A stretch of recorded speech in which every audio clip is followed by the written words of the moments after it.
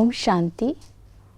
5 अप्रैल 2022 की साकार मुरली से होमवर्क। आज की मुरली से हम स्वमान लेंगे, मैं खुश नसीब आत्मा हूँ। खुश नसीब आत्मा अर्थात रूहानी नशे में रहने वाली, सर्व खजानों की मालिक। इसके लिए आज हम विजन बनाएंगे, मैं खुश नसीब आत्मा। इस संगम पर मुझे स्वयं बाप दादा ने एडॉप्ट किया है। स्वयं भगवान की नज़र मेरे ऊपर पड़ी है। मैं कोटों में से कोई आत्मा हूँ। बाबा ने मुझे वर्षे का मालिक बनाया, राज्य का मालिक बनाया, तो बेहद खजानों का मालिक बनाया। इस रूहानी नशे में रहते बाप दादा के साथ अतीन्द्रिय सुख के झूले में झूलते रहेंगे और इस अलौकिक श्रृंगार के साथ मस्तक में खुशी की मणि और चेहरे पर संतुष्टता की झलक।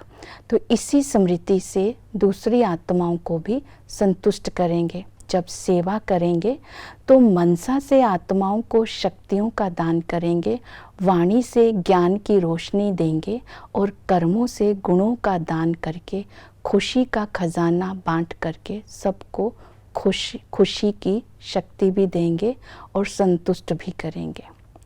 आज की मुरली से धारणा के लिए पॉइंट लेंगे। बाबा ने कहा, मैं पतित पावन आ करके ज्ञान योग से तुम्हें पावन बनाता हूँ।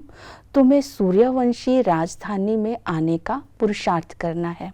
तो पुरुषार्थ करने की विधि बताई, अपना सब कुछ इंश्योर कर देना है, सपूत बनकर अपने अंदर की बुरी आदतों को निकाल देना है और फिर बाबा की याद में रहना है।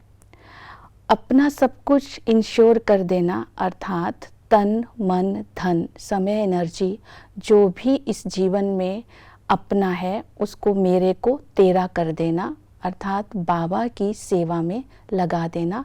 पहले हम हद में इंश्योर करते थे, अभी डायरेक्ट बाबा के लिए ईश्वर अर्थ हम इंश्योर करते हैं। मम्मा बाबा की एग्जाम्पल आज बाबा ने दी। एक बार इंश्योर करने से उसका रिटर्न बाबा देते हैं। जैसे मम्मा ने तो अपने शरीर को भी इंश्योर कर दिया तो वो ज्ञान ज्ञानेश्वरी राजेश्वरी बन गई। तो इस तरह चेक करना है कि मैंने कितना इस ईश्वरीय यज्ञ में अपना तन मन धन लगाया। दूसरा याद में रहना है। तो सूर्यवंशी रहने के लिए बाबा ने याद की विधि बताई।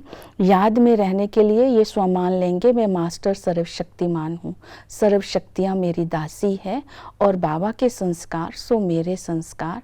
तो इस स्मृति में रहना है। दूसरा बाबा की महिमा करनी है। वो ज्ञान का सागर, प्रेम का सागर, सुख का सागर है। तो बाप को याद करने से वर्षा स्वतः ही याद आ जाएगा। याद की तीसरी विधि बताई, अपने धर्म की स्मृति में रहना। जब हम ब्राह्मण बनते हैं तभी हम देवता बनते हैं, तो दैवी गुण धारण होना सहज हो जाते हैं। तो सपूत बच्चा बनना है तो बाबा की श्रीमत पर चलना है, झूठ नहीं बोलना है।